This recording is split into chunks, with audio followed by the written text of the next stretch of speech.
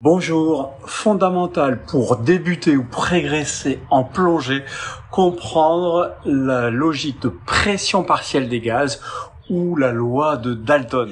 Bonjour, c'est Vincent à l'école de plongée Aquadomia, spécialiste de la formation plongée accélérée sur mesure toute l'année à Marseille, Parc National des Calanques, pour votre formation du débutant au moniteur de plongée ou au plongeur professionnel mention B, et aussi aux Caraïbes lors du premier trimestre de l'année, de janvier à mars, lors de l'université d'hiver. Donc aujourd'hui, je vous fais une vidéo très importante, ça fait partie de la série des fondamentaux à connaître en plongée. Donc on va parler de loi physique, j'ai déjà fait une vidéo précédente sur le théorème d'Archimède pour expliquer la flottabilité, sur Mariotte pour expliquer ce qui lie les pressions et les volumes. Et aujourd'hui, je vais vous parler de la loi de Dalton.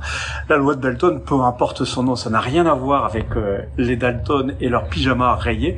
Dalton, c'est en 1801 qu'il a mis en évidence ça. Qu'est-ce qu'il dit? C'est simplement que la pression d'un gaz est égale à la somme additionnée des pressions partielles des gaz qui le constituent.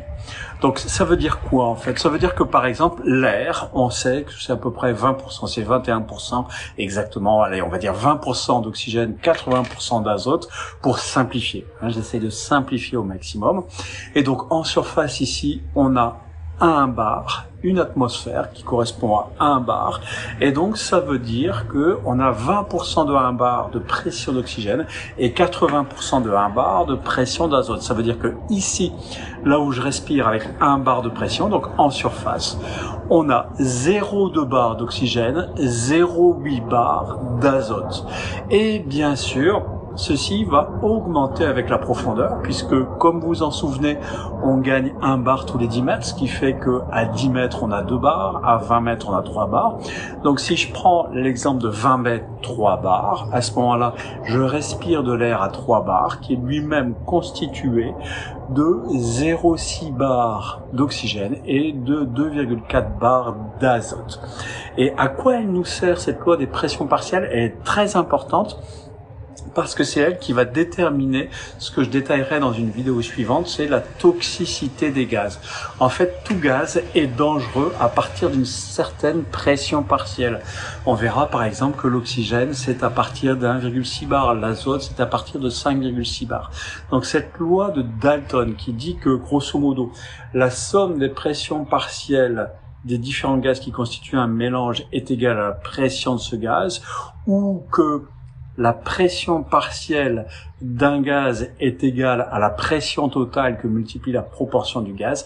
Cette loi de Dalton, cette loi de pression partielle est importante à comprendre, parce que c'est ce qui permet de comprendre les limites de la plongée à l'air par rapport à la toxicité de l'oxygène, par rapport à la toxicité de l'azote.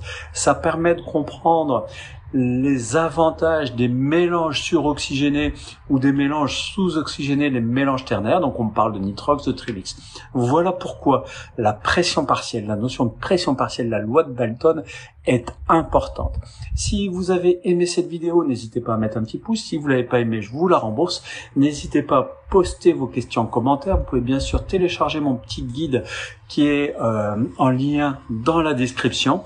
Et puis, je vous souhaite de très très bonnes plongées et à bientôt pour de nouvelles vidéos. N'hésitez pas à vous abonner en cliquant sur la petite cloche pour avoir les notifications. Bonne plongée, à bientôt.